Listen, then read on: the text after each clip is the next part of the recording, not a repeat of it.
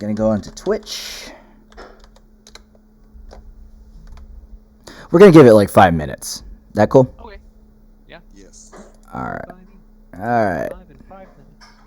Well, I mean, we're live now, but we will actually start the episode in 5. Yeah. Sorry, I have a guest who is going to be listening in, so I was telling them. Oh yes. Hello there, chat. Sorry we're a little bit late. However, we're gonna go ahead and start at 7:40 with the official episode. We got 2 guests today and a lot to talk about. So for anybody who's gonna be creeping in, be sure to get your questions ready in the green room so we can start talking about it. This is going to be less wrestling talk and more convention talk. So we want to make sure that all you are there to be a part of this conversation because, like I said, we got a lot to talk about. Oh yeah, and during this time, you guys are more allowed to like say stuff and stuff. It's not like keep quiet until I introduce you. Right. Right. All right. Oh my god. Okay, I am on the chat. It looks like now. That's good. Perfect. I've muted the broadcast, so I will not be hearing myself twice, which is probably good for my sanity. Yeah, that is good. That's good. Well, sanity's a little overrated, don't you think? It's not the most important requirement for the CWF. No, I think you have to be like you need it, but it's a sliding scale because there's definitely an amount of off-kilter. Off-kilter, that is like one of my favorite adjectives to use. Yeah, I think I heard it in an episode of Digimon and I just kept using it. Wow. Digimon. Yeah, well, I mean, I've watched it a lot in middle school, and I mean, I'm not a diehard fan. Like I've only seen a bit of season 1, a bit of season 2, but it's just the characters, especially Matishita. Like what happens? What doesn't happen to him in the end? It stuck with me for a long time. I couldn't keep up with that after like season 1. Yeah, It just we became, dropped it just off of became Digimon a too little much. Listen, there were a lot of shows for us kids to follow. All right, we had Pokemon, we had Yu-Gi-Oh, we had Dragon Flint, the Tale? goddamn time detective. Oh man, Flint the Time Detective. That was the caveman kid with all the eggs, right? Yes. Man. Yo, Ian, welcome to the green room. Oh, cool. So definitely, looks like we got 8 viewers. Pinky Death 826, hello. Welcome to Backstage Pass. We're gonna be starting in 2 minutes. Yes, green room. It's what we call the chat room, because Backstage Pass, backstage, and where you hang out is the green room. We're so clever. It's all about that branding consistency. Yo, sup, AJ? Oh man, I always see you blasting your cosplay photos. Glad to see you, man. Glad to see you. Hello.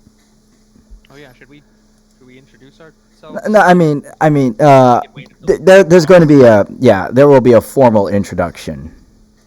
Right. But yo, Pinky Death. Actually, I'm just gonna AJ, just to let you know that this podcast is heavily I wouldn't say dependent, but actively encourages audience comments and feedback. So if anytime you want to post a comment, a question, put in the chat, we're going to make sure to read it on the air for you, all right? So you get to be part of it. Yeah, don't we have patrons now? Yes, we do. I actually have a list. We have a list of patrons who have subscribed to the tier 2 level. Dope. You should send that into our so that unless you want to be the only one giving, but I mean, I'm the way I envision it is I'll go ahead and read it. Fair enough. But I don't know if they were asking for like certain performers to give them shout outs. That could be a thing. It could, but at the same time, you also have to look at the moral implication. I didn't want to put anybody else's labor into the Patreon when the funds are going to me directly. That's fair. Right? Because it's just That makes sense. it's really messed up. It's like, hey, help me with this thing that is paid, but you don't get paid. Black Freight. That is Jeremy. You're saying it's quiet? Are you saying you can't hear us, or? It's probably me. I can't actually talk in this chat. Okay. Oh, coming in a bit hot. No, I think he's talking about me. No, he says he can hear you fine, but not the other There are 2 other people, for the record. All right. Yeah, I'm not talking a whole lot yet, but Let me No, boost my mic just to be safe. it's on OBS. OBS, I actually have you guys turned down a little bit. oh, All right, I put you, so I'm hitting yellow on OBS, meaning that, if I go any louder, you'll be peaking. So you guys are clear on my end. all right. Cool. Let's go ahead and let's get started. Chat, if the audio levels are a little messed up, go ahead and let me know. Keep in mind the Twitch delays, so it might be 8 seconds before I start popping in. Now, watch this magic, ladies and gentlemen, and everybody in between. Oh, no, ha-ha! Magic. Hello, Twitch. Welcome to a very important, actually all our episodes are important, but a highly critical timing-based episode of CWF Back Stage Pass. Yes, this is going to be our post-Fanimania episode, where we're going to be talking about Fanimania, stories behind the scenes, and the con overall, what we thought about it, because Fanime itself is very important to our team. But, I could be talking on forever, and I don't. But we got 2 special guests on the podcast. So, why don't you go ahead and introduce yourselves, gentlemen? I am Reagan Barnsworth. I played Lupin III at this last Fanimania. And I am Bryce. I was the accompanying Jigen to Lupin III at Fanimania. Yes. We are your new tag champions. Yes, our first and our first officially belted new tag team champions. Is that a proper way to say it, gentlemen? It's a little. The history of the tag belt is a little bizarre in the CWF. Yeah, not much happened with it for 5 or 6 years or so. No one ever lost it, did they? Because Afro Saiyan and Mr. Dangerous had it, and there was a belt for it at Fanime, but then it never got mentioned again. We never had a tag belt. We had a tag division to help fill in time because CWF brand was a whole lot less complicated by Fanimania 1. So we needed to do extra stuff. And the way I see the tag champ, it's kind of like one of those forgotten titles of CWF, like the very first belt at ALA that Dio won, which was a replica toy belt that I spray painted ALA on. Mm-hmm. But yes, but gentlemen, glad to have you here.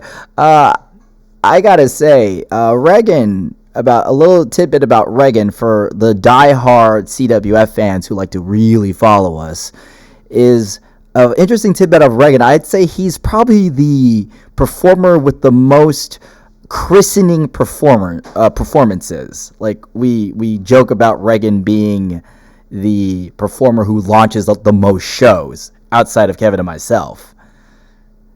And I'm starting to rival even those numbers these days. Yeah. Just by virtue of putting on some of my own, and the fact that you guys these days keep on having to be split up into multiple places at once. Yeah, so Reagan was with us for our first show at Krakencon on the boat. He helped launch. Also, the first Krakencon in Oakland. Yeah, the first Krakencon in Oakland. He won that with Haruhi and Moomin Rider. It was a 3-person show. Yeah, super tiny, but the crowd was into it. Not Yeah. even a bad crowd. We filled the room. Yeah. And most recently, Reagan helped run a show of his own at SoccerCon with Bryce as one of the performers. And it went pretty well as a new show. Like, way better than I expected, honestly. New show with I got Kaido Ida going. Yeah, Kaido was he was one of the other showrunners. Very integral in the success of Sac Anime. I mean SoccerCon. Why do I say Soc? All right, but gentlemen, the Sac Show. Gentlemen, let's go ahead and answer the question from last episode, which was, what is your favorite submission move? For me, a lot of it comes down to the name for me. As far as the actual moves themselves go, they're all sort of, you put a guy in a bind, and they are very uncomfortable for a while. So the name has a lot to do with it. And for me, the Walls of Jericho is just the coolest. The coolest name. Jericho's got style. He's got a lot of style. No doubt about that. The only other one that rivals it is the Figure 4 leg lock because of the double alliteration, which I dig a lot. The Figure 4 leg lock is my choice. Nice. I gotta say that the Walls of Jericho, before it was known as the Walls of Jericho, was called the Lion Tamer. So I think that's also pretty cool. Yeah. But I think the Walls of Jericho is a total name upgrade. But both Reagan and Bryce, the Figure 4 leg lock, I love it. It's probably one of the submission moves with the highest failure rate because it's countered and the person doing it is always in pain. But yeah. I feel like I've seen it happen more often than not, where they just turn it over and then it gets reversed on them. But still, the formation. It actually looks like a 4 with their legs. That's amazing.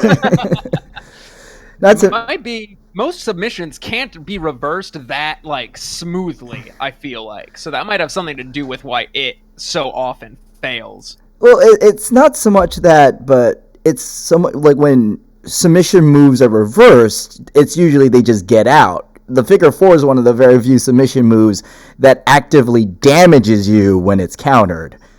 Yeah, that's more what I meant, is that we see a lot more of that because it's a much higher impact sort of reversal as opposed to just, they got out. All right, now before we continue, before we say my answer, we have Simply Decree in the chat, played, our very own Lashada, saying anything crossface related because you can see both people in anger or pain.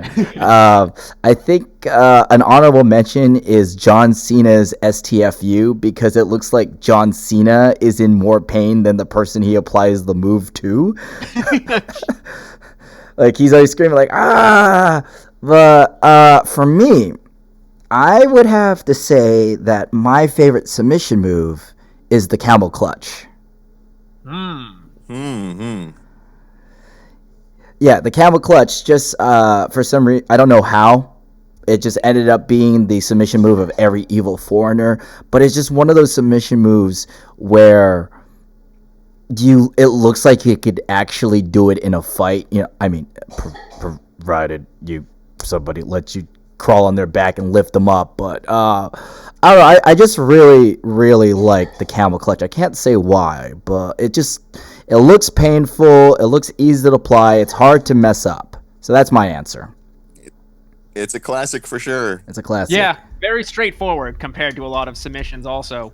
Kaido Ida writes the Johnny Gargano submission move, the one I forgot what it's called, and Black Freight is the Gargano escape. I think that's a crossface, but I'm not sure. But hey, great answers, team. Great answers. And Black Freight says the Tarantula, which hasn't. I mean, it is a submission move, but it's done on the ropes, and I don't know if anyone's actually submitted to it because they always get the 5 count. But hey, let's go ahead and talk about the meat and potatoes of this conversation, and that is Fanime. So, Reagan, Bryce, you told me that Fanime is a very important con to you in general. Can you tell me, why so? It was our very first convention ever, the first either of us ever attended. And it was our hometown convention. We were growing up in San Jose, and Bryce, it was your idea to go, I believe. You were the one who looked into it and found it and sort of just dragged me along the first time. Yeah, it was kind of just a slow weekend going on. Like, geez, the school year would have been wrapping up, I think. I don't think it was over at that point. But you know, I had heard about it for a few years by then, and I knew it was happening, and I was like, "Hey Reagan, you want to check out this anime convention?" And we went on the last Monday of, geez, was that like 2000, We've been going for 2007, 2008? So, yeah, 2008 or maybe 2009. I think 2008. So yeah, we went on that Monday, and you went on a Monday. We went on the Monday just to check it out. We had never been to any anime con before, so I didn't realize. I remember in particular, like, looking at the program and constantly seeing all these things being like, oh man, that looks so cool. And then Bryce is like, that's not happening today.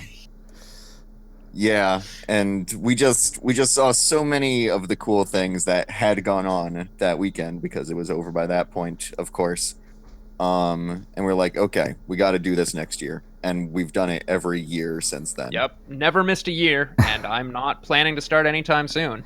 So you didn't even know how conventions worked, huh? So, like, you didn't know about, like, the multi-day schedule or anything. We sort of knew there was a multi-day schedule, but we had only signed up for Monday just because I was 14 back then. We were not quite, and since we'd never gone to a convention before, we just had no idea what to expect or what to plan for. And I remember the next year that we went, I planned for everything. I started the tradition of the Thursday prior, just like plotting out every element of the schedule to maximize everything I saw. Yeah, definitely. There was not enough time to do everything we wanted to do, and I mean, that's always really the case with anime conventions, I feel like. Anime in particular. Now that I've been to a lot more different, because in addition to christening a bunch of CWF shows, I've just been gone to a lot of different conventions in general now, like all across the country at this point. And the size and scope of them, Fanime is still one of the biggest and most, like, demanding of your time. A lot of others are a lot smaller and just more chill. Fanime. Yeah, I get around to like nearly one anime convention every month at this point, and Fanime still stands out to me. So I feel that too. Like, I think when you become a veteran con goer, one of the, I don't want to say low-key fears, but one of the things you're not looking forward to is when a con stops feeling special, and that's because of oversaturation. You do it too much. And I think it speaks to all of us that Fanime is still, after all these years of conventions, that we still get giddy the night before we go. CWF definitely helps with that, I feel like. CWF makes it so that even conventions I'm not normally huge on, I'm, like, hype for what is going to happen at this show. But yeah, Fanime, honestly, even if CWF wasn't there, Fanime would still just be one of the top cons each year. And even when I'm, I know how con fatigue goes with some of the cons that I've been to at this point. Mm-hmm. Yeah, but then it also just happens to be like CWF's biggest show. So it doubles on top of it, which is great. Yeah, definitely. So, you be going to Fanime for now. These are two questions, just for all our old farts, our old Fanime attendees in the chat. But do you two remember the fountains? Yeah. Yes. Yeah, I remember the fountains.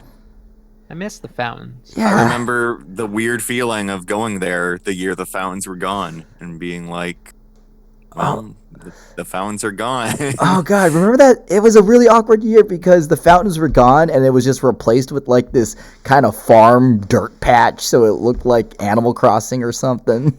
Was that the theme that year? I can't remember all of Fanime's themes. All right. So you remember the fountains. Do you also remember the really crappy badge pickup lines? Yes. Oh God, we had. Yeah, badge pickup was a whole ordeal. We set aside a whole day just for badge pickup. Because we also cannot drive, neither of us. So we had to rely on, and this, like, at that time, like, Lyft and Uber, popular enough for us to know about it, on the worst of it. Because there was one particular year where it was, I want to say 6 hours. Is that right, Bryce? It was longer than that, I feel like. All I know is like it was 7 Bryce or 8, I feel and like. wasn't Amelia with me at the time? Because I remember, like, I was going to send. We did group pickup, and I was like, okay, it's approaching midnight, and public transit is going to stop running. You guys get on the last light rail. I'll pick up the badges and call a cab or something. That was definitely a concern. We didn't end up having to do that, but it was that close. Like, it was, and we got there before the line, before registration officially even. It was bad. Yeah. To bring it into context for people who weren't, who only started going to Fanime recently, around day 0, there was a stretch, I want to say 2 to 3 years, where it would take on average 4 to 6 hours to pick up your badge on day 0. And it would get so bad at times where if you were pre-reg on Friday, you would get your badge and your day is done. It was bad, which made day 0 really, really important. It became an event to like camp out for Fanime. And then when they like fixed the reg system, people were just suddenly mystified on day 0, like, what do we do? What do we do? Yeah, it's really been astounding to just, like, I remember because I had a bunch of people coming in from out of state to hang out with us during Fanime, and I was like, okay, so the line for badge pickup gets crazy insane, and we'll be there a while, and bring a book, and bring your DS, and then it was just like, bam, and I'm like, okay, let's go. And for a few years, it was a line, but it was efficient. It was like an hour or two. And then now, the past 2 years have been amazing. Registration takes like 15 minutes or something to pick up your badge if you pre-registered. I have not seen small cons go through registration as quickly as Fanime is these days. Yeah, it's crazy. It's insane. It's good. Because they used to print out the badges beforehand. I mean, they had to print it out. Yeah. They had to print it out in front of you. Regardless, for anybody who says cons were better back in the day and technology has just gotten in the way, I say kick rocks, all right? Shut up.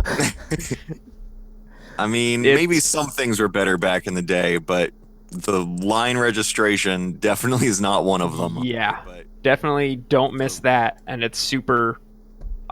every year, I'm still worried it's going to go back. That something will go wrong, and it's going to be a line again, but that has not yet happened. It's not yet. But, yeah, let's go ahead and let's talk about Fanimania. Whoo, boy. More specifically... There's a lot to talk about. Well, there's a lot to talk about, and I think both of the two of you have such radically different paths as performers. Because we have Reagan, who's the trailblazer, and he's been in the main roster since Fanimania 2. Yep. And Bryce, on the other hand, you're a lot more methodical. You were an audience member for the longest time. I remember seeing you in the crowd for Star-Lord's entrance, and you kind of had a few shows at Sac Anime, but you only really started breaking out this year.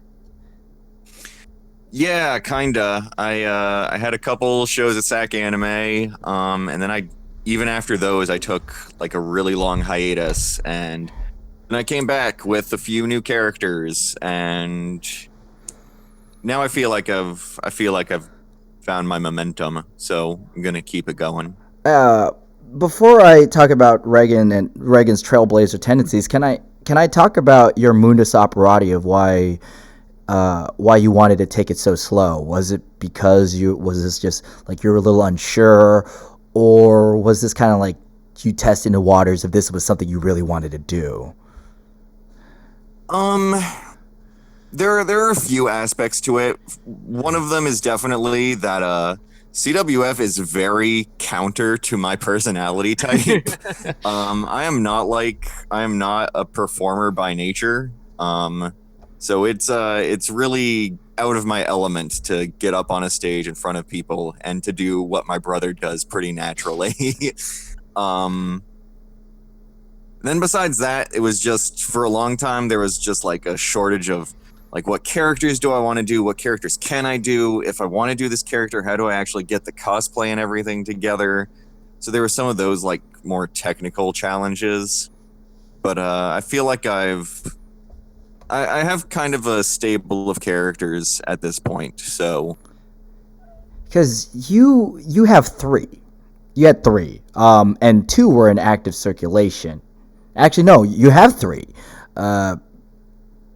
Jigen,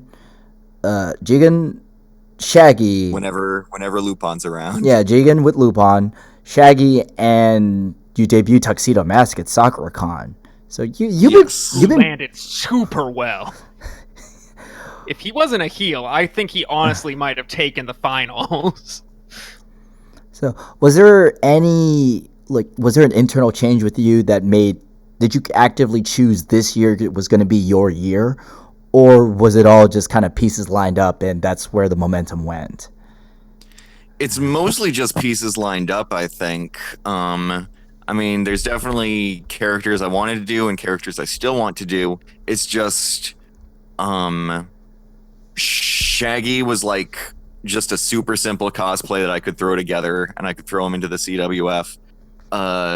Lupin and Jigen was a cosplay that Reagan and I were thinking about doing even before considering them for CWF, but then we were like, how cool would it be to run them in CWF? So we threw them in there.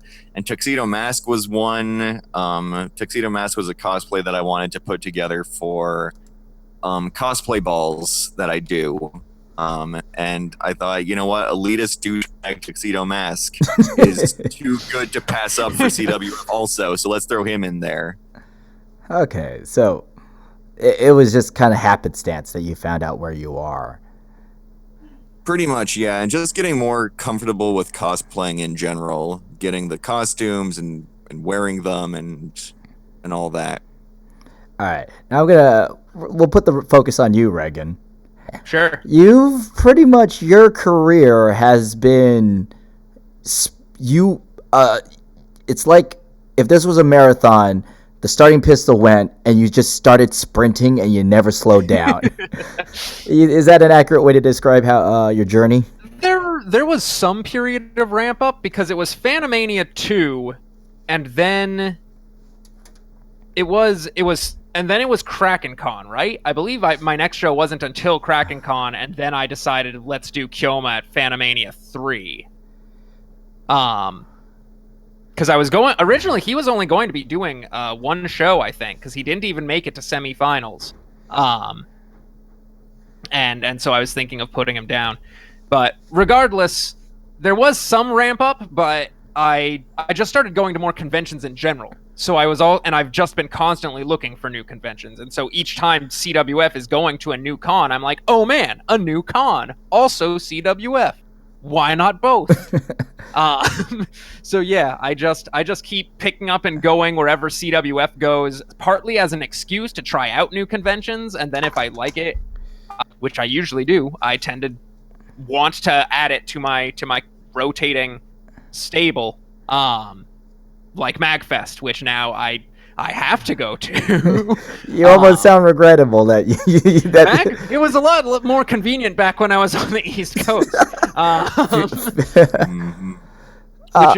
That's another element, I guess. I am probably the CWF performer who has spent the most money on CWF purely because of flights. That's okay. All right, on the flight scale, I was about to say, yeah, Kevin and I got you there, but not on that end. Yeah, flying around a lot especially during the 2 years I was in Charlotte, because I went to Fanimanias, I went to ALA, I went to AX the one time. You flew in for for the US. I flew in for the boat show because The here's a very story first boat I'll show. tell on this podcast. I saw you guys mention boat show in the podcast, and I immediately thought boat on the water, and I was like, that sounds so cool. And then I was just sort of taken as a given, as interested by the time that I learned that it was just going to sort of be sitting there, which makes sense. But You actually, at the time, you thought I was already committed. I'd already committed to it. I wasn't going to back down and be like, because then I'd have to admit that I was a total idiot and be like, I thought this boat was going to go somewhere. So you thought it was going to be like some sort of like a CWF cruise or something? Just a con cruise. To be fair, Colossal Con East or Colossal Con has now put on a con cruise. That is a thing they did. Oh, It's a real thing. but Reagan's views about the boat show are commonly shared in the team because everybody goes just so they can perform on a boat. Con be damned. Yeah, but be on a boat. Star-Lord got to ask, I forget, am I supposed to rock the boat? It's a good line for him. So yeah, that was definitely part of it. Flew out, that was actually a cheap flight for me because my dad helped out, just because it was also an excuse for me to be in San Jose for a bit. But yeah, that flight did not cost me as much as some others, but it was very spur of the moment. Reagan, let's go ahead and break down your roster of characters that you've been. Okay, so we have Hohen Kilma, Star-Lord, most recently Lupin, Travis Touchdown. That's for the Magfest show, and Joker. Do you think that you gravitate toward a certain type? It has been noted that a lot of my characters are thieves. And even now, thanks to the Anything Goes belt, Kilma is also a thief. The time heist. Time heist. Travis Touchdown is not a thief, but he is still a like lovable rogue kind of character in that he is a sort of bad person, but he ultimately does the right thing and people get behind him. It's definitely an archetype that I get behind, of this not even that anti-heroic anti-hero, like a pretty obvious hero, but still doing it in an anti-hero-ish way. I like thieves. I've always gravitated toward thieves. When I played D&D, I like playing a rogue. That's no surprise. Oh my goodness! Thank you, Sergeant Gunso, with the Twitch Prime subscription. That's gonna be great. It only took Reagan to talk about stealing stuff for that to happen. And he also mentions Lupin at ALA, which I think it's worth mentioning. We had no plans. Our plan originally for Lupin and Jigen was to be one and done at ALA.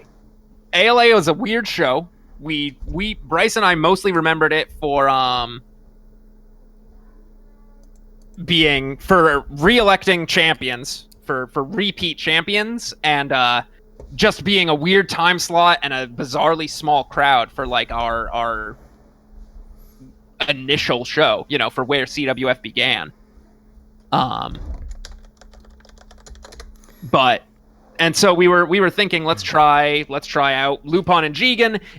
We're not sure how it'll work, but it could go great. Yeah, it was very much a very much low stakes thing. But it ended up going so well and getting such good chance that I could not put it out of my mind.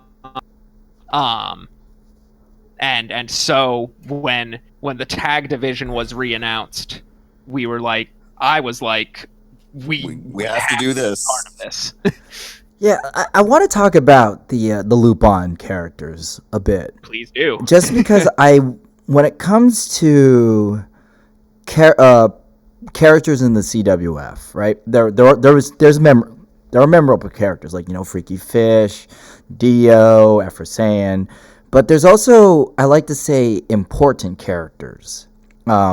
Characters that set trends or precedents, like the Afro Saiyan it was because of him making fun of all the semifinalists, and he did that on his own, that we had the champion shoot back.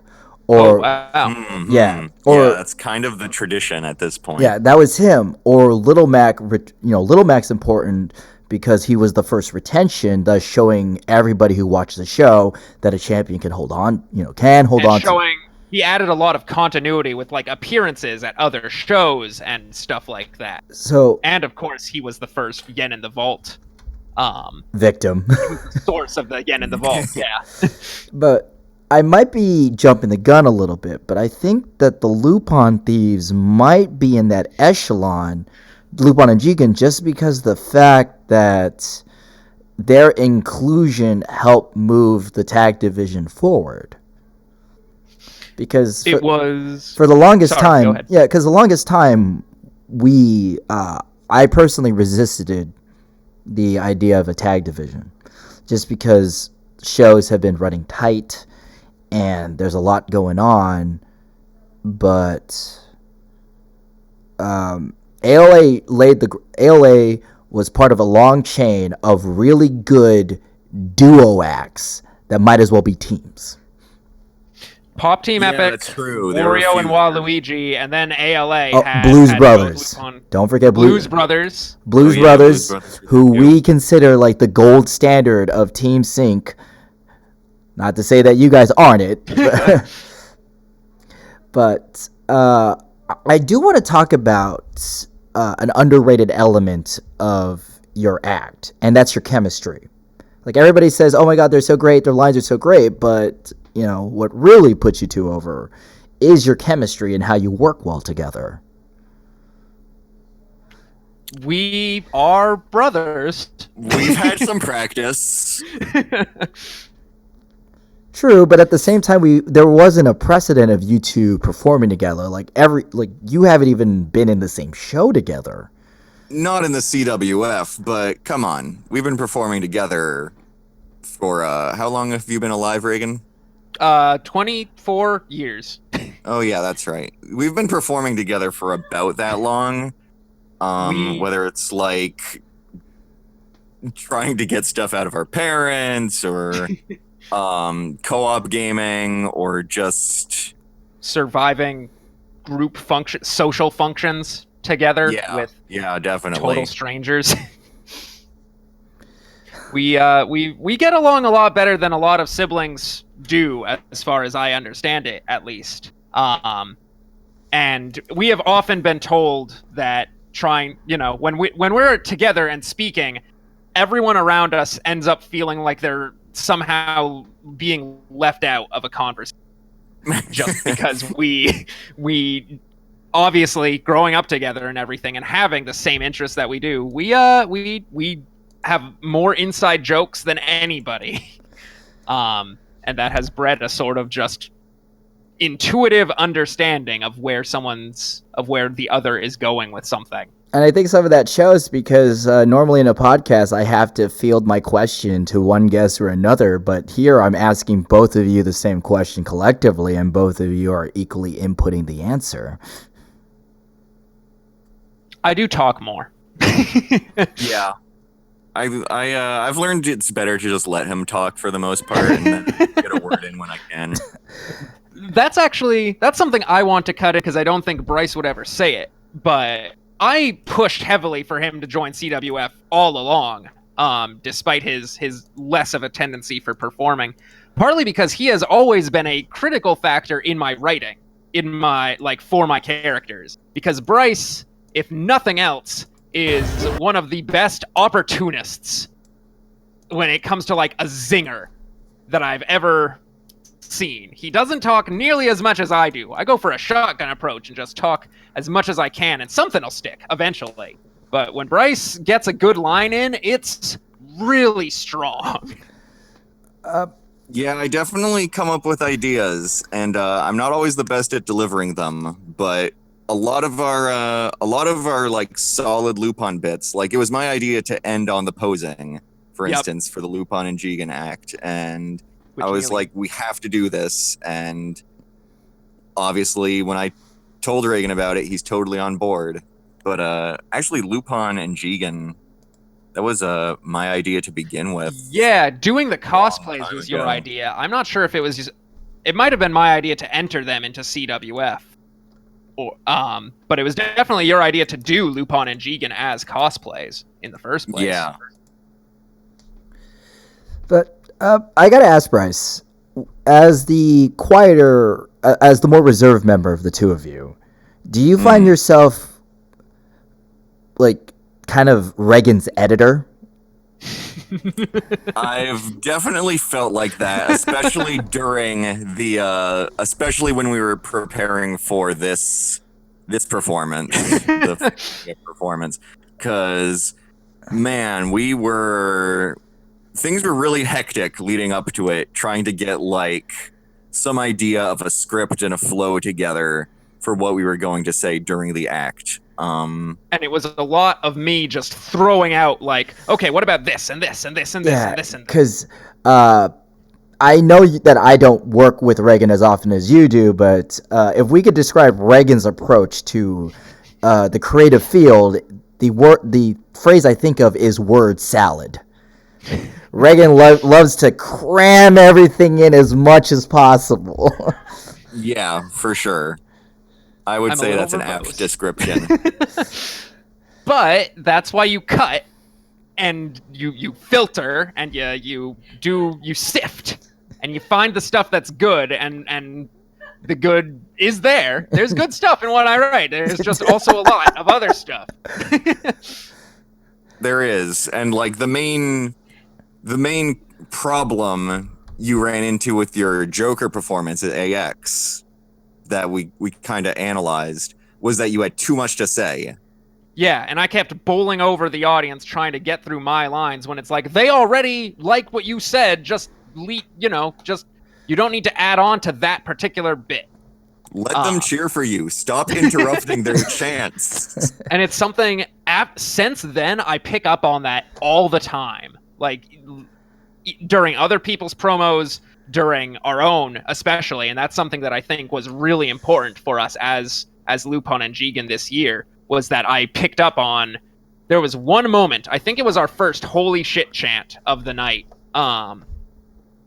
during our second exchange, where it was just one guy. It was one guy at first, but we'd been behind the stage all night, and I'd heard one guy start a chant that then went through the whole crowd.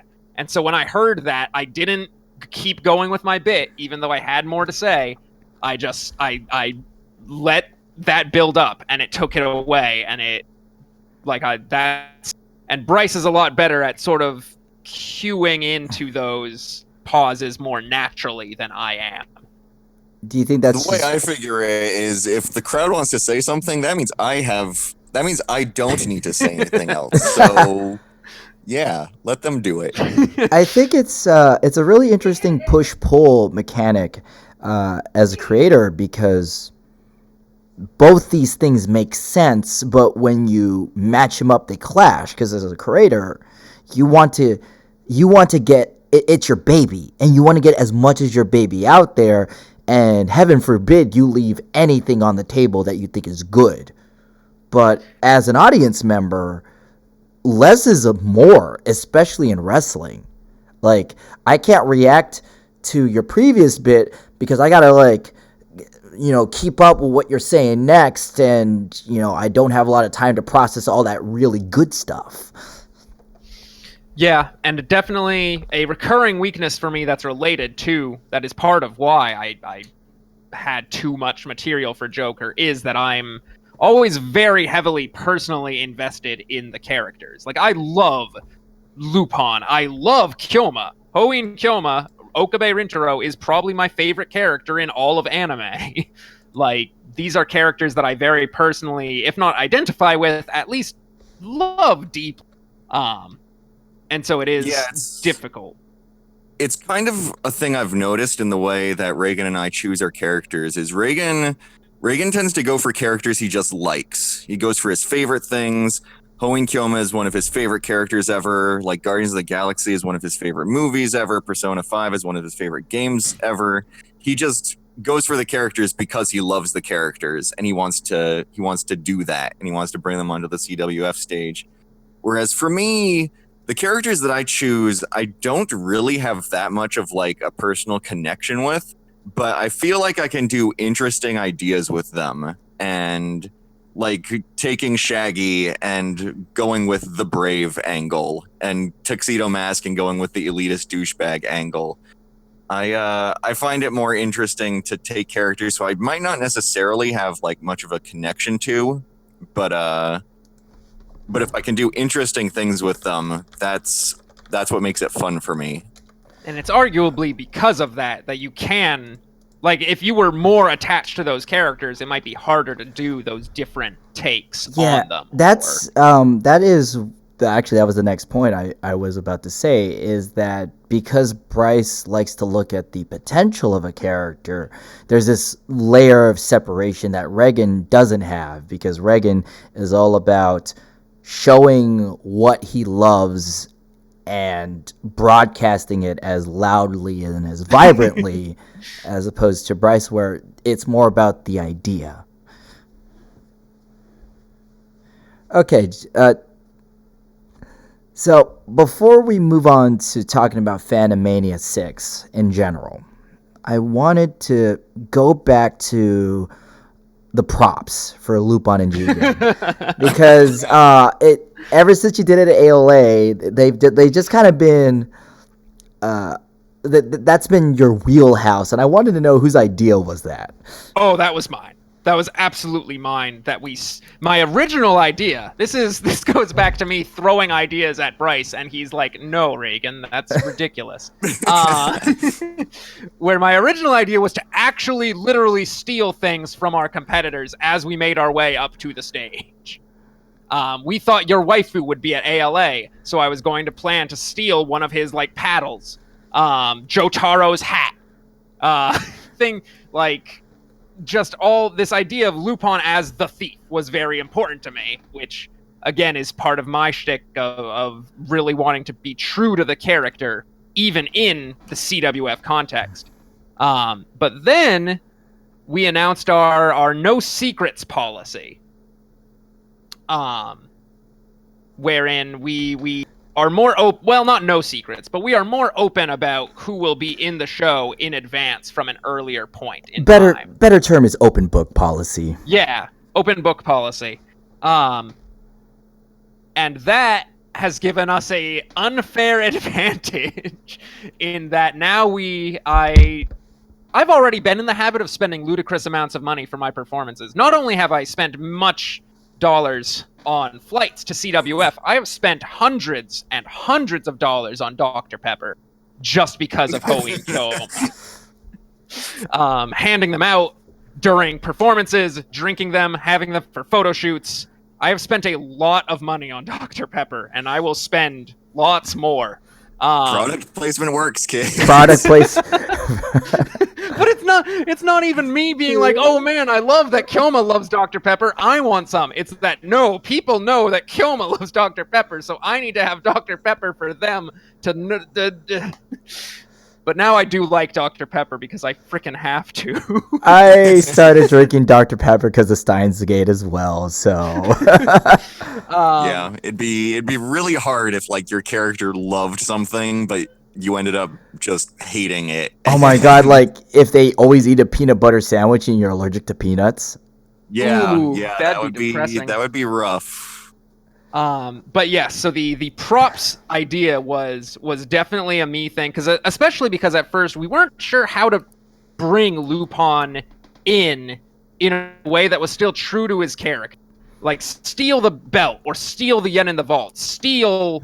Like, it was always about stealing, but we're still competing. Like, we can't actually steal it without putting on the show. And so the props are a huge part of that, because it lets him continue to be the thief. It also, sorry for butting in, No, but go ahead. it's a very interesting conflict you have, because the thrill of Lupin is he gets the stuff and then he gets away. I mean, there are action scenes in Lupin, but he's not he's not the type to like jump in from someone and have a fist fight, which is what wrestling is. Definitely. Like he fights to defend himself. He doesn't fight to like harm people. Yeah, certainly in the show, at least. The manga, he was a lot more of a brutal character, but we're sort of staying away from that. A big emphasis on my part was the comedy. That's another reason we went for props, was to keep him a goofy, jokey character. But Jigen, Bryce's role in that, is very important, because he establishes Lupin, and it is him that makes our team threatening, not just fun, because he is the muscle. The fact that he talks less is a part of that. Yeah, kind of like the same purpose as like the hot tag with the big guy in the team. Yeah, you're right. If this was an actual wrestling match, Jigen would get the hot tag. Lupin would start hot, maybe get a little roughed up, and then here comes Jigen. Yeah, very much front man, face of the face man of the team, rather than just face of wrestling. But when push comes to shove, and when it's time to bring a gun to a knife fight, that's where Jigen gets involved. All right, so let's talk about Fanimania 6. Overall, what'd you guys think of it? We had a very interesting perspective on it. Yes, for those who aren't aware, we spent the first 2-ish hours of the show, if you count seating time and everything, behind the stage, smooshed up against the wall. Yes, we were lying down back there. Including, like, we were in physical contact with the stage, so we were very close to the performers and farther away from the audience than usual, which is sort of unique in its own right. Like, we were in the unique position that we could have heard the performers even if they were off mic, which I think is interesting, because a lot of a common occurrence in Fanimania, and this was no exception, is the what chance if anyone has any audio trouble. And that's because either your mic's off or you're not speaking into the mic. Eat the mic. Eat the mic. Eat the mic. I always give that advice to everyone on mic now, just because if you're too close, you'll hear it and you can back off. If you're not close enough, you won't hear it, and that's a problem. Yeah, that's true. So eat the mic. Also, because at Soccer Rumble, we had someone with an actual Jaguar mask, King, who literally had to eat the mic and put it inside the mask. And he was great. He was great, but he had to eat the mic. Quick shout out for anybody here who hasn't seen Soccer Rumble. It's our inaugural Sakura-Con show ran by Ian and Reagan. You should watch it. Very small show, very intimate show, and I would have, like, small amount of competitors, but each competitor was not only really good, but very distinct from one another. Yeah, a lot of variety in each approach to the match. But we digress. Yeah, back to Fanimania. But yeah, that was interesting just because I heard the wrestlers very clearly, and also Isaac is scary when he stomps on the stage. Isaac and Jeremy were the ones that's like stomped around the most, and that was really intimidating. Just be like, oh, geez, I hope this stage holds up. But that means that we missed out on a lot of the visual things that were going on. Like, we didn't see Tommy Wiseau rip off his shirt. We still thought he did great, because he did. He did great, even without being able to see that, and we didn't get to actually see the climax, the conclusion to the Gumshoe and Heather angle. I did see a little bit of the pipe flying away. That's about all I got. What about from the preparation standpoint? Because every show you've been in, Reagan, you've tried your best to win like the championship gold, and now you've moved yourself to a tag division, which is a lot more controlled and a lot more scripted.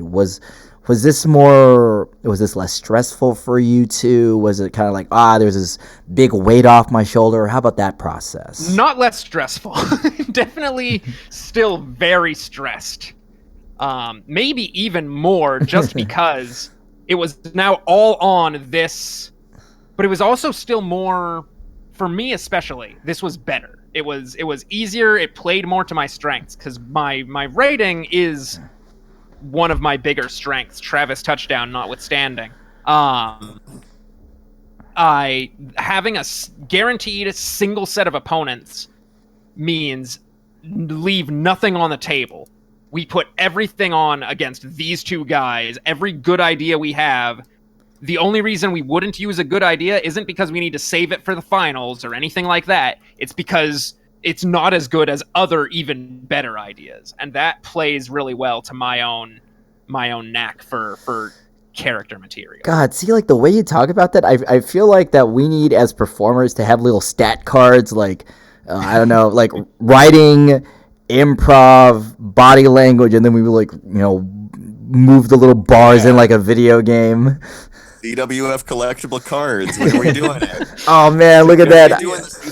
When are we doing the CWF Gotcha game? I was about to say, but then like we have to establish who are the 1-stars, or else like because we only have one.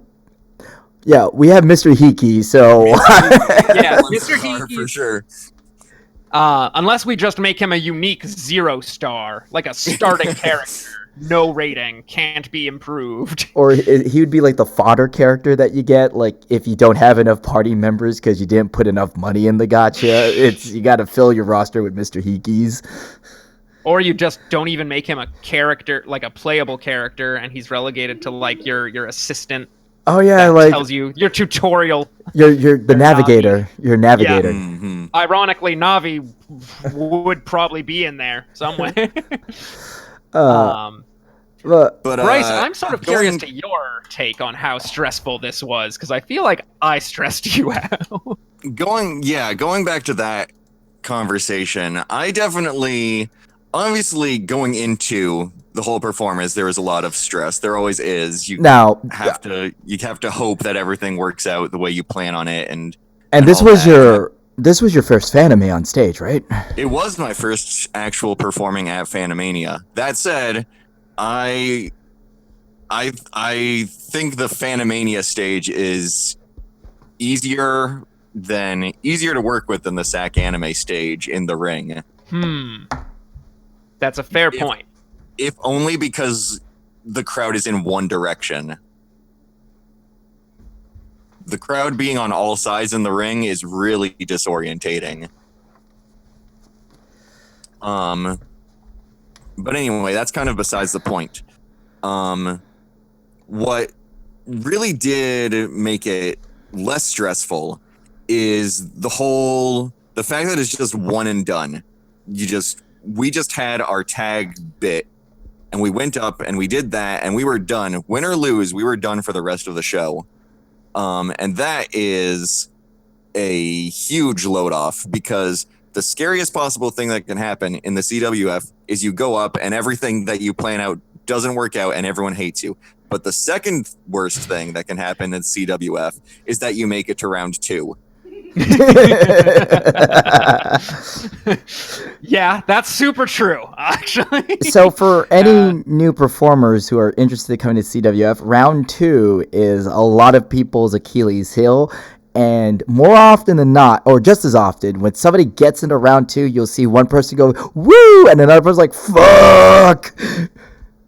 Yeah, and the first time I made it to round 2, that was that sequence of how I reacted to it. I made it. No, I have nothing. Oh my god, I have to go back up there and do things that I did not plan for. Yeah, I think that's mostly the first time you ever make it to round. Like, the first time anyone makes it to round, they're like, That was definitely me. Star-Lord went over so well, and I make it to round 2, and I'm like, oh my god, I've never done this. I honestly, I never expected to get Yeah. It's it's exactly like that. Everyone has a plan for round one, of course, because you know you're going to be in round one, and And it's you even gotta easy to have a plan to do that. plan for the final, I would say, like in comparison, because that's when it's a one-on-one, and you're like, Yeah, you're if you know who the right up champion is. in each. But round two Um, is this weird interim. You never actually know if you're going to make it that far. You may or may not have any material for anyone else who's up there. Everyone has a plan until they get punched in the nose, and round two is a real punch in the nose. Yeah, Kaito writes, I held so much back at Fanimania 6 because I was trying to play the long game. That's always a problem of And knowing how much to use in your first round. And I've come at this point to my personal belief, whether this is correct or not, is barring like very character specific callouts, put everything there. Put everything in round one. If the crowd loves you enough, then just having a framework for round two will get you to the finals. Like if you have, assuming you don't totally flounder at the mic or anything like that, I think your first impression is more important than round two.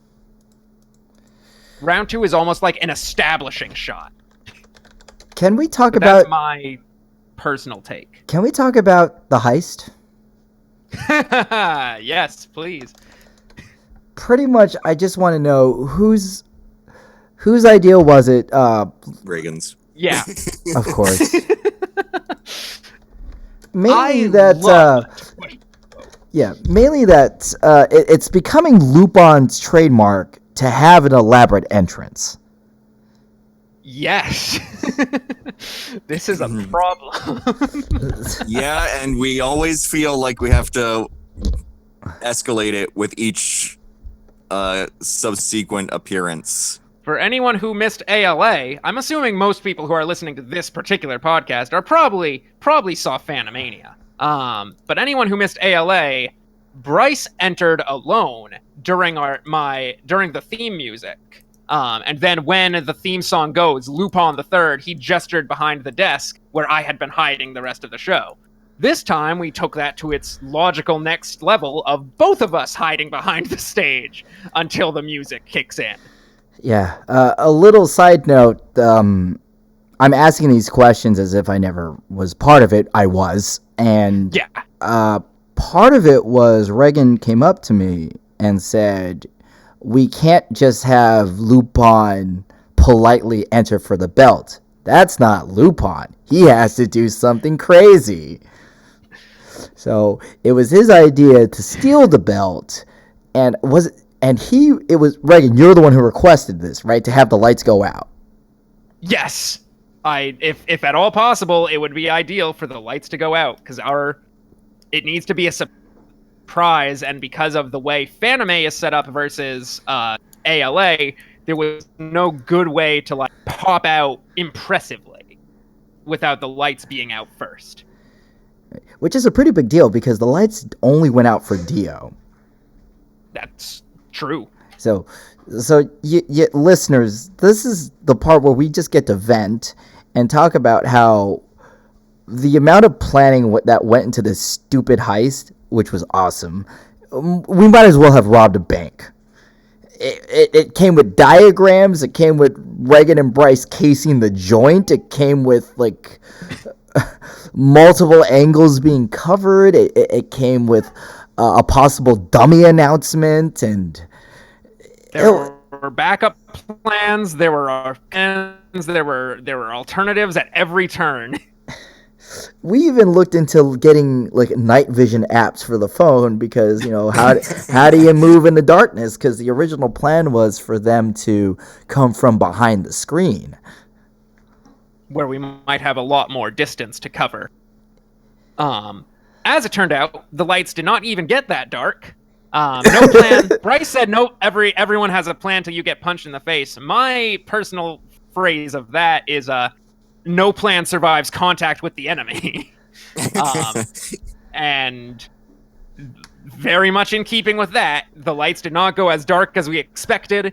But No, well, they did. things went- We didn't wait long enough. We didn't know about the delay. Oh, is that what happened? Yeah, they Interesting. dimmed. They dimmed. And we totally forgot about it in the heat of the moment. Because you guys were going off of Andrew playing the song. Yes, our idea, of course, was to, as soon as the song starts, that's our timer. Because we had to be there and ready before it said, Lupin the Third. But it worked. They were at least just dark enough that you were obscured enough. We were obscured, so they couldn't tell who we were exactly, even if they could see figures. But perhaps more importantly, from what we could tell from Twitch, because of course we couldn't see ourselves during the moment, interestingly, during this show, it was more emphasized than usual where people would be entering from. Like at the very beginning of the show, I believe Andrew was the one who said, like, look back over there. That's where competitors will be entering from. And so what is very visible on Twitch and is awesome to see is everyone turns around at once to look at the back. And then the camera swings back and Lupin and Jigen are on stage making off with the belts. You could also hear people going like, "What? Lupin? Lupin? It's Lupin!" Lupin!" Yeah, it was. So that, honestly, that might have been even better, because it wasn't even just a knocking out the lights. It was pure sleight of hand of just getting everyone. It was the Kansas City Shuffle. Get everyone to look right, and you move left. Or it's like in Hajime no Ippo, the look away punch. That's so. That lacks the elegance of Lupin. It's not quite as elaborate as he likes, but yes, the heist was very elaborately planned, painstakingly planned, because that was we were riding a lot on it, or at least I was, just because that was going to be how we're stealing the belts. And there was a concern that would put us in a bad light because we were essentially robbing the crowd of a show. We were technically we are enemies of the CWF in that we stole something belonging to the CWF. And you never know how that's going to play. But having a big, elaborate, exciting entrance was so incredibly crucial to getting the crowd to get hype for us right off the bat. Yeah, to break down the things that we had to worry about, there was the timer, the lights if we could get them out, movement in the dark, cameras. Yeah, the cameras. We had to make sure we were not visible to the Twitch cameras during the rest of the show. Or bumping into the cameras in the dark. We found a lot of low-tech solutions. Like, one of the questions was, where do we put the belts? And we decided to just get 2 chairs up and put the belts on. Chairs. Yeah, it was chairs. Chairs. Because we had no table space. We had no table space to put the belts on. But if we just put these 2 chairs, that means all Reagan and Bryce had to do is find the chair. I gotta ask, as you've got, how many Fanimanias have you both seen? We've seen all of them. So, what's your retrospective of how Fanime 1, throughout the years to Fanime 6? As in, like, rank favorite shows, or just general how has the show progressed? Like your observations of how things changed over the years. Well, we've come a long way since Fanimania 1, that's for sure. Yeah, Fanimania 1 was in a small room where no one knew. We didn't know what the deal was. We thought it sounded like a neat idea, but we still had no idea going in, like, what is this actually going to be? Reagan was planning on, like, ducking out halfway through to go to some other thing he wanted to go to. Yeah, that's right. That's true. I had originally been like, okay, that sounds cool, but I'll probably duck out during the second hour and go to this other thing. That didn't happen. No, we got into it, and yeah, looking back, Fanimania 1, I mean, that was the first show that we saw. We both fell in love with it immediately. Reagan fell so in love with it that he was like, I need to do this next keep year. going. I'll be right back. Go for it.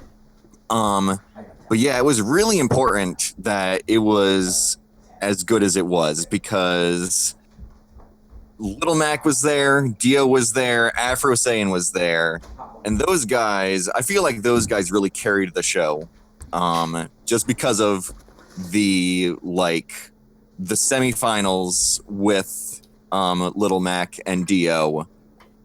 Yeah, it's important to note, I think, for non-long-time watchers that Fanimania 1, there was not just the semifinals, like where everyone challenges the champion, but there was a semifinal round between the top 2 contenders before one of them was picked to move on to actually go for the belt, which is where Little Mac versus Dio happened. I think at that point it was just that they kind of just narrowed it down to those 2, and they needed help picking one, but I wasn't involved at that point. I don't know exactly what happened, but yeah, that was an extremely hot fight, and that got us super invested in it. And then Dio versus Afro Saiyan, of course, was also amazing. Was great. And it was like the first time that we really got to see Afro Saiyan, and Afro Saiyan's great. Really good. I don't care what the scouter says about his power level. It was a good moment in CWF history.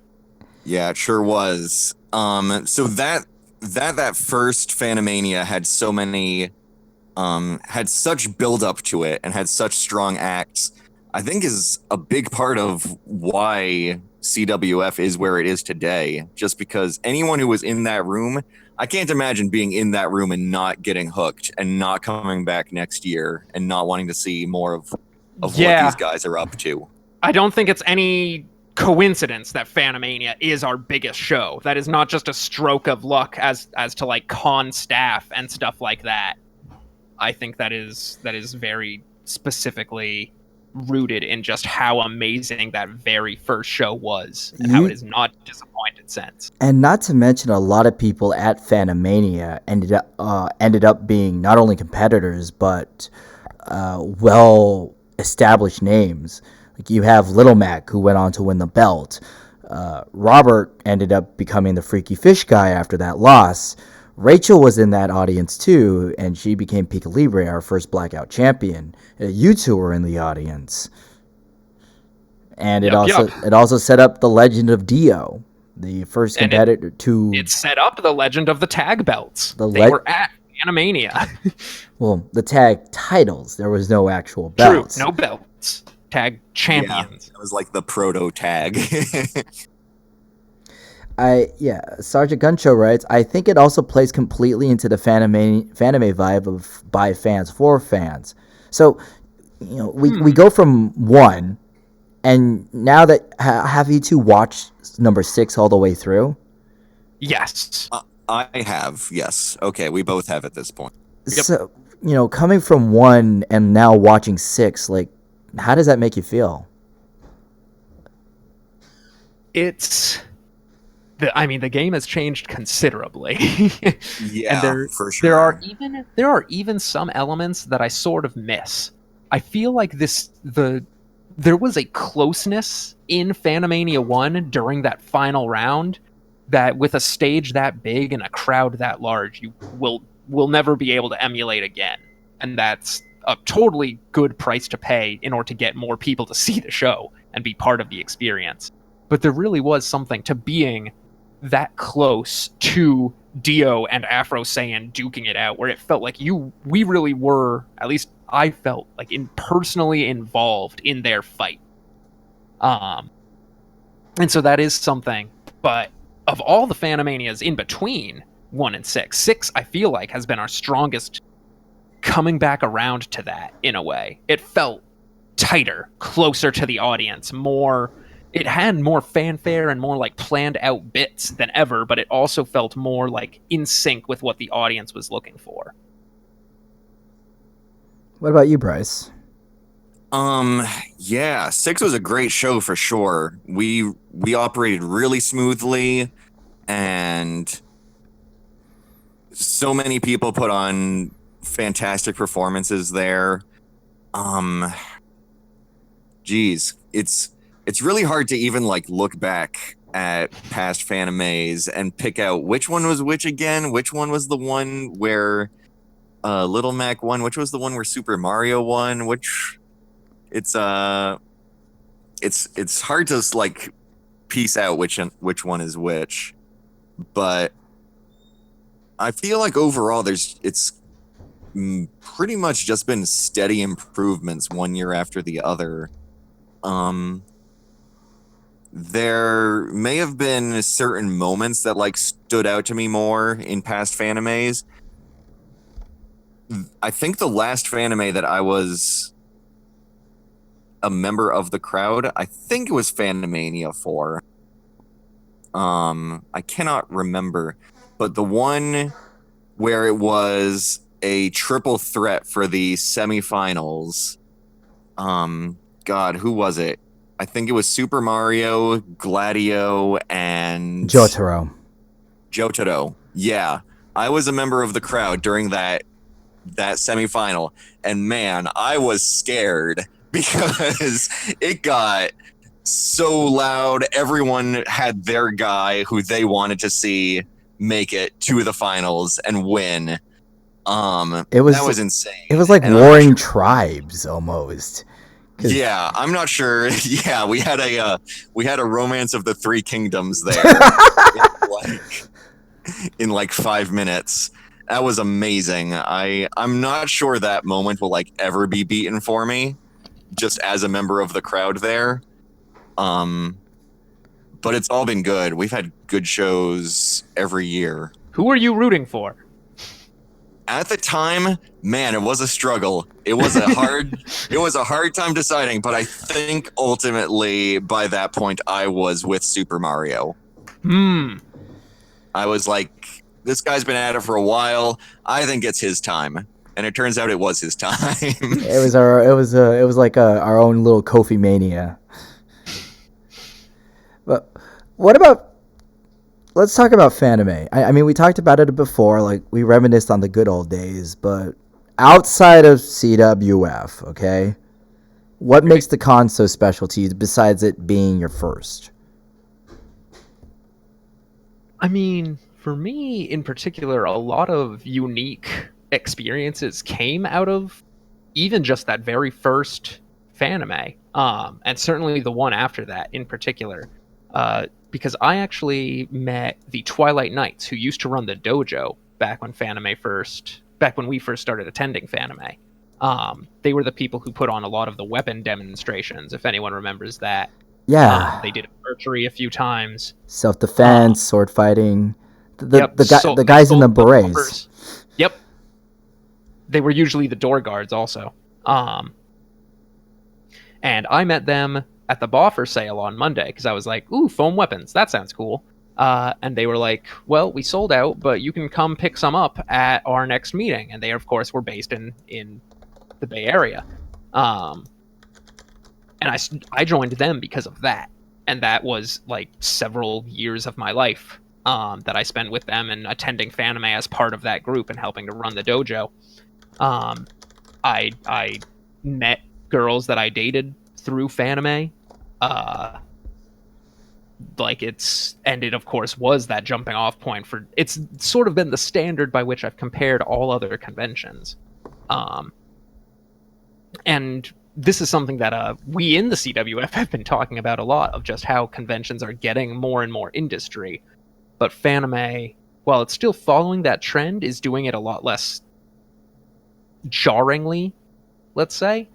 And that has continued to resonate. The black and white ball has also been a big thing, which unfortunately we can't attend anymore because it's always we don't get to do that anymore. Shout out to the black and white ball though. That I've done it for a few years and it's always amazing. Yeah, and now they have the decompression dance, so we at least still get to dance, even if we can't do the ball itself. And the lessons are I am now like mediocrely competent at a lot of different ballroom dances because of those lessons. That's what 10 years of doing lessons once a year will get you. Okay, I do it a little more than once a year. I do them at other cons too now. Yeah, at this point. But yeah, it's Fanime has just been like this origin point of a lot of unique stuff in my life. And I feel like Fanime is huge, but it's also not too huge, I feel like. Like, we went to AX for the first time last year, and I would say I had fun. It was an anime convention. Anime conventions are fun. But as far as anime conventions go, it was less fun than most because it is huge and it does not know how to manage how huge it is. I feel like they don't know how to get everyone into the panels that they want to go to, or even into the building. Yeah, they don't know how to let everyone do what they want to do. I feel like at Fanime, if you want to do something, you can do it. Some things you might need to line up a bit early, but AX you can line up 2 hours early and still not get in. And there's just so much to do at Fanime between the 24-hour game room, the 24-hour viewing rooms, all of the panels, the constant dance lessons, the dancing, the artist alley, the dealer's hall, I guess Twilight Nights isn't a thing anymore, but they used to be there, and that was certainly a thing that some people did. And a hugely unique con thing of just this physical engagement. Like actual. Yeah, pour one out for Clockwork Alchemy. There's that Fanime is so big, and it's long. It starts Thursday and goes to Monday. And it's 24 hours. There's not always a whole lot going on, but there's game rooms always open, viewing rooms are always open, convention center is always open. It's so long, there's so much to do. It's always open for those days. It really makes it feel like a huge thing, like a chunk of the city is just Fanime for like half a week. You know, I was talking to my friends about like why Fanime is special, and I think I think one of the reasons why someone won't like an industry con like AX is that your experience is very funneled, right? You got to hit these panels, and you know everything else is just kind of fluff to get there.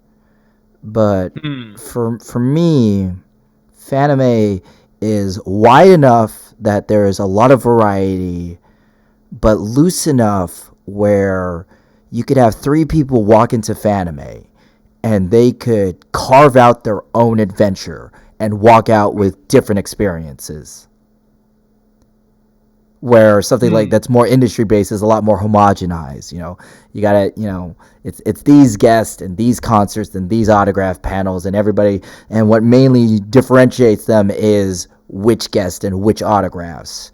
And like Daniel, he spent a lot of time at Jenga. And Reagan and Bryce, you guys were in a lot of fan panels. I was running a lot of cosplay events. Our Fanime was united in attendance, but we all walked away with something really different from one another. And I think that's there's definitely something to that, because industry cons, ultimately they're all trying to sell you something, whereas fan cons just quick if anybody here derives a lot of pleasure from industry cons, that's completely okay. I derive pleasure from industry cons. Well, it's more so I don't want it to make us sound like blah industry and you're dumb for not. No, it's look, I totally get the appeal of that. We get the appeal. Wanted to put that out there so it doesn't feel like we're knocking down that stuff. But yeah, ultimately they all have a product, whether it's the name of a celebrity or something they're actually trying to sell you, like a game or a show or something, or just getting brand recognition. There's a product that they're trying to sell you. Whereas at more fan-driven conventions, it's like you have a lot of different people and they all have their own motivations for doing whatever they do. Some of them are trying to sell you something. Others just want to have a discussion about a certain topic that's important to them. Some people just want to put on a show. Some people just want to put on a place where people can dance. There's all kinds of things going on for all kinds of reasons. Yeah. Which just goes to show why this convention is still here, and we would be remiss to say that we are utterly blessed with how we've been treated at Fanime, from con staff to attendees. Oh yeah, Absolutely. They give us the recognition that, man, we really appreciate it. A quick shout out to Fanime staff, and for those listening, Fanime staff went above and beyond the call of duty for our panel. A lot of times for our show, we're given the room and that's it, which, most of the time we need. But Fanime, recognizing how we ran over time last year, said, hey, we're going to give you an hour before setup, and we're going to clear the room out, and we're going to help arrange this top of the stage to how you see fit. So yeah, in addition to putting us in the biggest room and meddling and letting us meddle with the lights. Yeah, letting us for our bit. Which doesn't happen too often. Our attendee, the person who was supposed to do it, didn't show up, so the head of panels, when we said we needed, he actually came down and did the lights himself. He personally made sure that we had our needs met. And you can't really find too many places that will treat a fan panel, even if we draw a lot of people, just like that. And something I've discovered through seeing so many of the CWF's different locales, different shows, is the CWF grows to fit its space. We cannot get Fanimania is an event. There are bits and gimmicks and plans and scripts, and in addition to all the improv and all the stuff that who knows what'll happen. And I've seen from ALA, from the one 2 years ago where we were in a big room but at a bad time, and it didn't feel like this big event. It felt closer to the old school CWF. It felt like Fanimania 1, actually. Yeah. Even the room setup was similar to Fanimania 1. And then we got put at a better time slot, smaller room, and it felt closer to Fanimania 2, where people knew what was going on and people were hype, and it was still a small room, so there was that sort of intimacy, but it was a loud room. We also didn't have to go to Denny's at 3 a.m. We didn't have to. We should have anyway. Instead, we just went to what's the place that Daniel is in love with? Yoshinoya. Yoshinoya's. CWF, proudly sponsored by Yoshinoya. We are not sponsored by Yoshinoya, but we really should be. Yeah. Yoshinoya, hit us up. It's like a reverse sponsorship where we just give them a lot of money and then talk about it. We give them a lot of money. Give Dr. Pepper a lot of money. Yeah, well, he deserves it. He didn't get that degree for nothing. Anyway, gents, I think that wraps it up for today. Glad you two got to share your process of both being in the creative field and give us little tidbits about your journey through CWF and just through anime cons. Yeah, it was fun. Now, absolutely. Thanks for having us on. Of course. Now, before you two leave, I'm stealing this bit from Quality Goods because I totally like it. Is there anything that the two of you want to promote? Either something that you're working on or something that you have been enjoying, like a website or a YouTube series or a webcomic? Anything like that you want to share with the crowd? We're both really big on they were the Super Best Friends. Now they are Castle Super Beast is their podcast, and Pat and do streams now separately at Angriest Pat and Woolly Wools. And you'll probably notice if at least in my in podcasts like this where I talk and I say things like get hype, if not in some of my writing for my characters, that they are a big influence on a lot of my shtick. What about you, Bryce? Anything you want to plug out? I don't know. I'm having trouble finding something to shill for. Reagan and I recently watched Review Starlight, and that was a great anime. I'd strongly recommend that to anyone.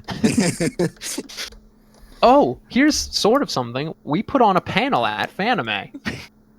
Oh, Can yeah. we shill that? Oh, yeah, Because yes, that'll we probably did do come that. back. Yeah, go ahead and chill it. Go. Yeah. Well, Bryce, why don't you? It was your idea. Sure. So we put on our own panel for the first time this past Fanime. It was on Friday afternoon. It was called Anime Unpopular Opinions. The name could use some work, but basically it's just a panel where anyone can just come up and for a few minutes talk about some unconventional opinion they have, not necessarily about anime, but about anything in nerddom. Pretty much. We had some people talk about Game of Thrones. We had some people talk about Star Wars. We had some people talk about Kingdom Hearts. We had some people talk about things that neither of us were familiar with, so that was interesting. We learned a little bit about what Black Butler is, and it sounded really exciting. Great, but she said it was terrible. I can definitely see how it can sound better than it is. Okay. Thanks. Yeah. But thanks for sharing that. I got to do a few shameless plugs myself. Now, if you are still itching for some CWF content, letting you know that June 8th at Sac Anime, Saturday, 6:30 p.m. to 9:30 p.m., we're going to be having our bi-yearly? Yes. That actually might mean every 2 years. Yeah, see, I was... Or... Biannual? Semi-annual? Semi-annual, I feel like usually means every 6 months, so that... Oh, Black Freight coming to the rescue. Biannual, our own biannual show. You know what, I'm going to say once every 2 years. How about that? Let's just leave all the ambiguity. Twice a year?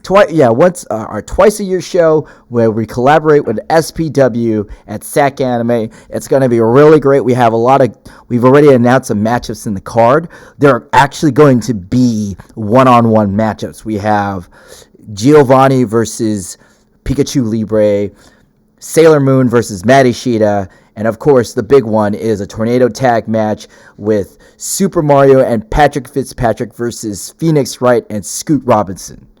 We're going to be there. Our merch is going to be there. You should be there too. I don't care if it's within a week. If you're in the area or you just want to see more CWF or you just want to say hi, be there. Be there, be there. Oh, yes. No disqualifications too in that tag match. Meanwhile, we get to make history, gentlemen, because we actually have a few tier 2 Patreons who we get to read their names off on our podcast. Yes, ladies and gentlemen, the CWF has a Patreon. We use these funds to help keep the cost of maintenance moving forward. You know, shirt printing, equipment, and general domain hosting isn't free, unfortunately. So your money goes a long way, and at the $5 or more level, you get to have your name read out at the end of Backstage Pass, and at $10 or more, we will actually read your name during a show. So, we'd like to thank these wonderful patrons for pledging their money for us. We have Richard Cabling, Heather Ray, Jimmy Mai, and Randon Grease. Thank you so much for donating your time to watch us and donating your funds. It's most appreciated. Don't we know that Jimmy Mai guy? Yes, we do. Jimmy Mai, another person who's made CWF history for proposing to his fiance during Soccer Rumble. Yeah. Star-Lord is the Lord of Love, baby. Love boat. If only. Anyway, thanks for listening, and now let me try to think of the question for next episode, which would be... I got it. When it comes to wrestling, what is your favorite type of heel? So not who's your favorite heel, your favorite type of heel. So like, do you like those uber invincible monsters? Do you like your chicken shits? Like, I don't know. We've talked a lot about baby faces, but we haven't talked about the bad people. So tune in next episode for the answer to that. So yeah, signing off. My name is Gerardo Paz. I'm Reagan Farnsworth. And I'm Bryce. Yes, and you've been listening to CWF Backstage Pass, and we hope to hear you. Hope you listen again soon. Peace out, everybody.